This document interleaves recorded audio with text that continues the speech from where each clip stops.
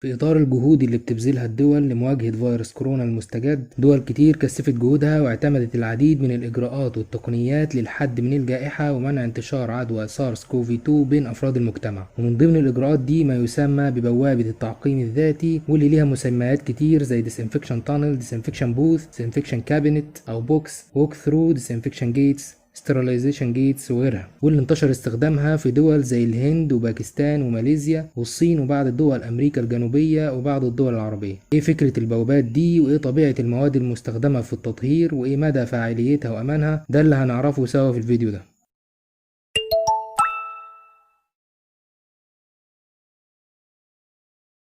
بوابات التعقيم الذاتي دي بوابات بتتركب في مداخل الأماكن العامة زي المجمعات التجارية والشركات والمطارات وغيرها، والجهات المنتجة للبوابات دي بتسوقها على إنها تقدر تعقم الأفراد اللي بيمروا من خلالها قبل اختلاطهم داخل المكان العام. بتحتوي البوابات دي على أجهزة تقيس درجة حرارة الشخص اللي هيمر من خلالها بحيث تدي تنبيه في حالة ارتفاع درجة حرارته عن المستوى الطبيعي، واللي عن طريق انفراريد او موشن سنسورز بتستشعر مرور الشخص من خلالها، فبيتم رش رذاذ بيحتوي على مادة كيميائية مطهرة على الشخص من كافة الاتجاهات لفترة تتراوح من 20 ل 30 ثانية، وفي بعضها بيسلط أشعة فوق بنفسجية او يو في لايت. طيب ايه هي المواد المستخدمة للتطهير؟ الجهات الرقابية العالمية المعنية بمكافحة انتشار عدوى فيروس كورونا المستجد بتنصح باستخدام انواع معينة من المطهرات معروف بان ليها القدرة انها تقضي على معظم انواع البكتيريا والفيروسات. في منها مخصص لتعقيم الأسطح الصلبة فقط، وفي منها اللي يمكن استخدامه على جسم الإنسان. وكالة حماية البيئة في الولايات المتحدة اليو اس اي بي اي حددت قائمة بالمواد اللي ثبتت فعاليتها ضد سارس كوفي 2 واللي مسموح باستخدامها على الأسطح الصلبة فقط مش على الإنسان، زي الهيدروجين بيروكسيد بتركيز لا يتجاوز 3%، أو الصوديوم هايبوكلورايت ودي مادة من عائلة الكلورين موجودة في أغلب منظفات كلوركس، الهايبوكلوراس أسيد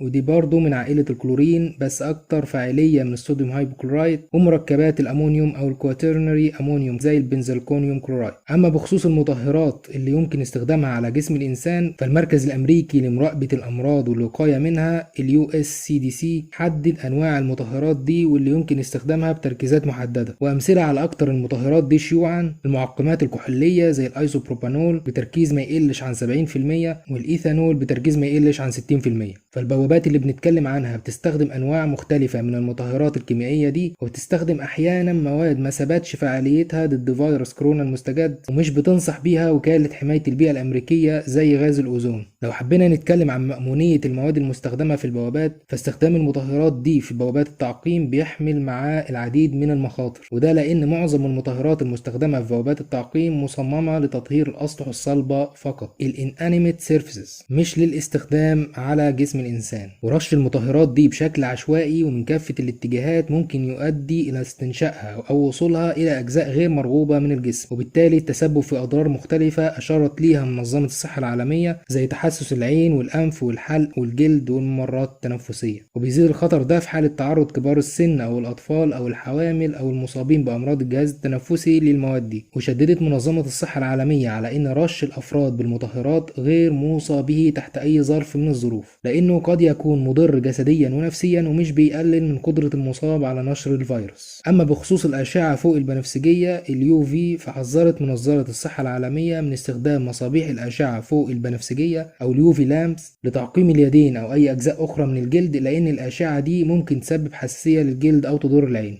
أما بالنسبة لفاعلية المواد المستخدمة، فبغض النظر عن الديسانفكتنت المستخدم وبغض النظر عن طريقة استخدامه أو المود اوف ديليفري، سواء بقى ميستنج أو سبراينج أو فوجنج، فمفيش أي دليل علمي على فاعليتها في تقليل انتشار عدوى كوفيد 19. ده لأن الفاعلية بتعتمد على عوامل كتير زي مثلا الهدف من عملية التطهير، فلو كان الهدف هو تقليل انتشار العدوى عن طريق تطهير الملابس، فمفيش أي دليل على إن الملابس عامل مهم في انتقال المرض not important vector for transmission. أما إذا كان الهدف هو القضاء على الفيروس الموجود في الممرات التنفسية داخل الجسم، فمفيش دليل على ان رش الانسان من بره لمدة ثواني هو شيء امن او فعال. عوامل تانية بتعتمد عليها فعالية المطهر هي المطهر المستخدم والكونتاكت تايم. معظم المطهرات المسجلة لدى وكالة حماية البيئة الامريكية اليو اس اي بي اي واللي ثبتت فعاليتها ضد سارس كوفي 2 مناسبة للاسطح الصلبة غير المسمية الهارد نامبورا سيرفيسز زي الزجاج والمعادن. اما الملابس او المنسوجات فدي تعتبر تعتبر مواد أو أسطح مسامية، والطريقة الأمثل لتطهيرها واللي بتنصح بيها اليو اس سي دي سي واليوروبيان سي دي سي هي دورة غسيل بمياه سخنة مع استخدام مسحوق الغسيل العادي أو مع إضافة مبيض أو بليتش، أو يمكن تطهيرها باستخدام أحد المطهرات المسجلة في الاي بي اي للاستخدام مع المواد المسامية أو البورس ماتيريالز زي مركبات الأمونيوم أو الكواترنري أمونيوم كومباوند، ودي بتحتاج كونتاكت تايم لمدة تتراوح من 5 ل 10 دقايق بيتم نقع الملابس فيها. الكونتاكت تايم هو الوقت المفروض يقضيه المطهر على السطح المراد تطهيره، فالثواني القليلة قوي خلال المرور من البوابات مش كفاية. كل ده زائد ان بوابات التعقيم ممكن تدي للناس احساس كاذب بالامان وتشجع الشخص انه ما يهتمش بالاجراءات المهمة التانية زي التباعد الاجتماعي وغسيل الايدين. فالمشكلة بتكون في الفيرال لود او كمية الفيروس اللي بيحملها الشخص المصاب جواه، الفم والانف والممرات التنفسية، هي دي المصادر الرئيسية للعدوى واللي البوابات ما بتوصلهاش، فالشخص المصاب هيفضل حامل للفيروس حتى بعد لما يعدي البوابات دي. وبناء على الكلام ده دول كتير والمؤسسات المعنية فيها حذرت من استخدام البوابات دي زي منظمة الصحة للبلدان الأمريكية، الهيئة العامة للغذاء والدواء السعودية، وزارات الصحة في بلاد زي الهند وماليزيا والفلبين.